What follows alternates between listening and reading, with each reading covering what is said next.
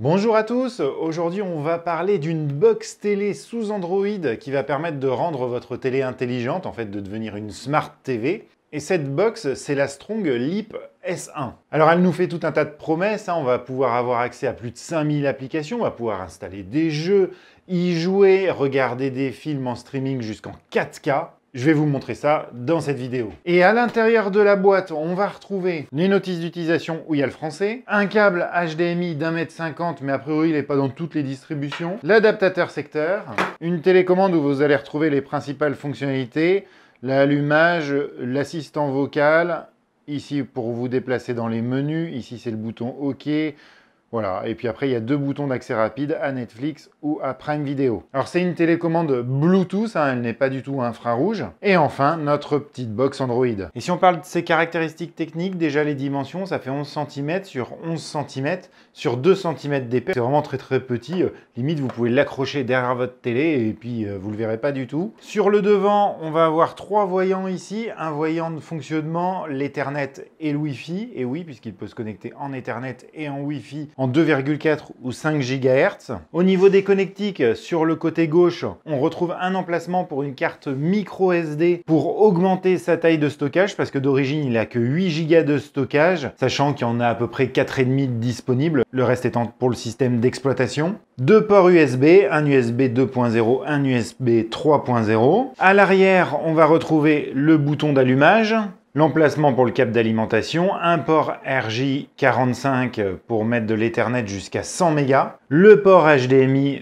pour relier à la télé, sachant que c'est un port HDMI CEC, donc il peut communiquer, un port AV pour mettre sur les anciennes télés, un port optique, si vous voulez mettre par exemple du son branché dessus, et ici c'est un port infrarouge pour pouvoir mettre un récepteur déporté. De l'autre côté, il n'y a absolument rien. Et en dessous, vous n'avez pas grand chose, même pas de petits pieds antidérapants. Bon, c'est un peu particulier. Bon, en même temps, ça bouge pas trop. Maintenant qu'on a fait le tour, je vais vous dire quand même ce qu'il embarque. Donc, comme je vous l'ai dit, il a un stockage de 8 Go en eMMC. Il a le Wi-Fi 5, le Bluetooth 4.2. Il est propulsé par un CPU AMLogic S905XZ. Bon, je ne sais pas trop ce que c'est, mais en tout cas, c'est un 4 cœurs à 1,8 GHz. Et son processeur graphique, c'est un Mali G31 avec 2 Go de RAM en DDR4. Alors, c'est pas une bête de course, mais c'est plutôt classique pour ce genre d'objet-là, à ce prix-là. Et voilà l'écran d'accueil de la box. Alors, on est vraiment sur un Android classique qui est assez fluide, assez réactif. Et donc, on peut voir qu'on est sur un Android 10. Alors, je ne sais pas s'il sera vraiment mis à jour. En tout cas, quand je l'ai installé, il y avait une mise à jour de sécurité, alors qui date un peu en fait. Elle date du 5 février 2022.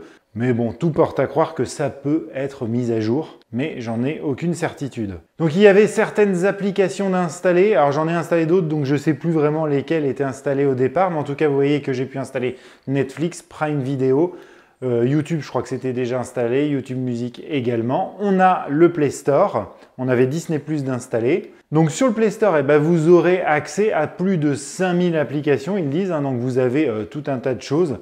Vous avez du divertissement, des jeux, Spotify, enfin je ne vais pas tout vous montrer, mais vous avez quasiment toutes les plus importantes.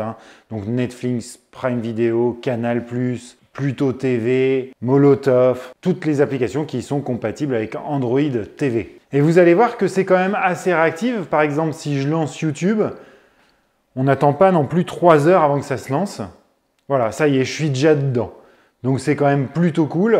On va lancer une vidéo, par exemple la vidéo du Blackview que j'avais fait. Bon, alors là, il y a de la pub. Et voilà, vous voyez que ça va vraiment très vite, c'est très réactif. J'ai été vraiment surpris, c'est même plus rapide que ma box TV d'Orange que j'avais auparavant. Et si je lance une vidéo 4K en 60 fps, donc vous voyez que l'image est quand même super jolie. Et on est bien en 4K 60 fps. Alors le 60 fps fonctionnera avec le codec VP9. Vous savez, je crois que c'est celui qui a été développé par Google. Donc par exemple, sur YouTube, vous êtes en VP9. Sinon, il prend en charge le H265, le H264. Et vous voyez qu'en mettant une clé USB avec un fichier dessus, en 4K, encodé en H265, et en l'ouvrant bien évidemment avec VLC, il le lit bien en 60 fps. Aucun problème, vous avez vu, le chargement est très rapide. Si c'était du H264, là, à ce moment-là, ce serait du 30 fps. Mais vous pouvez très bien lire en 1080p, bien évidemment, et puis en 720p aussi. Vous avez vu la fluidité quand même de l'interface, j'ai été assez surpris hein, malgré très peu de RAM, et puis un processeur qui n'est pas un foudre de guerre, eh bien tout est fluide, c'est vraiment agréable. Et du coup, est-ce qu'on peut jouer avec cette box? Eh bien, la réponse est oui. Alors, vous avez dans le Play Store plein d'applications. Donc, vous allez être limité assez rapidement par la taille du stockage. Hein. Il faudra vraiment prévoir de mettre une carte micro SD en plus si vous voulez installer beaucoup de choses dessus. Donc, moi, j'avais fait tourner Asphalt 8. Ça fonctionnait, c'était plutôt fluide. J'ai été obligé de le supprimer pour faire d'autres tests.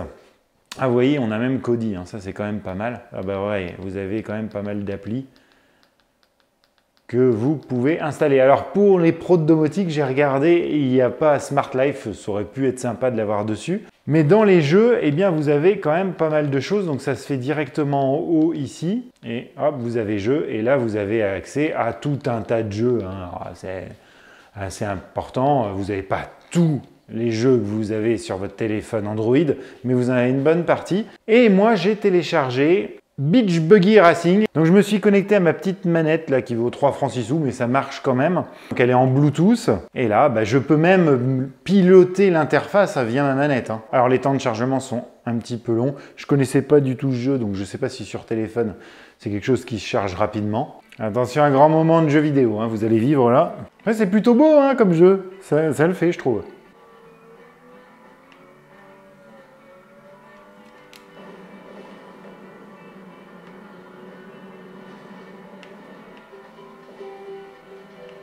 Bon, bien sûr, il ne faut pas que les jeux soient vraiment trop gourmands. Après, on sera limité par la puissance de la machine. Là, j'ai téléchargé Dit Trigger, bon, qui vaut ce qu'il vaut, mais ça permet de voir qu'on peut jouer aussi à des jeux de tir. Ouais, alors bon, c'est pas un jeu de la folie, hein, mais c'est plutôt fluide quand même.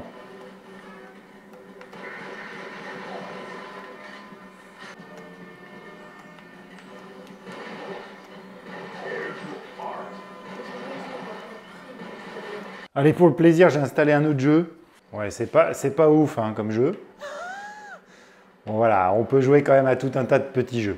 Et en plus, j'ai vu qu'il y avait des applications de cloud gaming, donc vous pouvez faire tourner des jeux gourmands via un abonnement, hein, où vous allez pouvoir faire fonctionner un serveur qui va vous faire tourner votre jeu et vous aurez plus que l'affichage. Et ça, eh bien, il est largement capable de le supporter. Autre chose que je ne vous ai pas dit, il supporte le Dolby Digital et le Dolby Digital Plus hein, au niveau du son. Et chose intéressante à savoir également, c'est que, eh bien, comme c'est un HDMI qui est communicant, là, le HDMI CEC, à partir du moment où j'éteins ma télé, ça m'éteint aussi la box TV. Voilà, donc ça, c'est quand même pas mal. Et une autre option assez pratique, c'est que si vous appuyez sur le petit bouton de l'assistant vocal de la télécommande, eh bien vous pouvez directement accéder à ce que vous voulez. Par exemple, je ne sais pas, comme j'ai Netflix, je peux lui demander un film, La Grande Vadrouille. Et là, il me trouve tout de suite qu'il est disponible sur Amazon Prime Video et sur Google Play Film. Mais si je vais sur un autre film ou une autre série, par exemple Stranger Things, et bien là, il me le trouve tout de suite, il me dit que c'est disponible sur Netflix. Comme j'ai Netflix, je clique dessus. Et là, je peux regarder directement l'épisode. Alors, je suis désolé pour les reflets que vous avez dans l'écran, mais il y a une fenêtre derrière moi où il n'y a pas de volet, donc c'est un peu compliqué de tourner en pleine journée. Et puis après, vous pouvez lui lancer des options, par exemple, lance YouTube. Et voilà, et là, il va ouvrir comme un assistant vocal classique, hein. Vous pouvez également, par exemple, lui demander la météo. Quel temps fera-t-il demain à Paris? Et après, tout ce que vous pouvez retrouver sur l'assistant vocal de Google. Et bien franchement, je suis assez surpris parce que vu les caractéristiques techniques, je pensais que ça allait ramer et non, c'est hyper fluide, c'est bien optimisé et on est sur un produit qui n'est pas trop cher, alors qui n'est pas dans les plus bas prix, qui n'est pas dans les plus hauts prix non plus. On est entre 60 et 80 euros. J'ai l'impression qu'à 80 euros, on a le câble HDMI, alors je pense pas que ça vaille trop le coup de le prendre. Mais en tout cas, c'est une bonne surprise. Si ça vous intéresse de voir le test du ruban LED qui est derrière ma télé qui permet d'avoir comme un système Ambilight, eh bien je vous mets la vidéo ici. Et si vous voulez voir la dernière vidéo de la chaîne, eh bien je vous la mets là. Allez, ciao!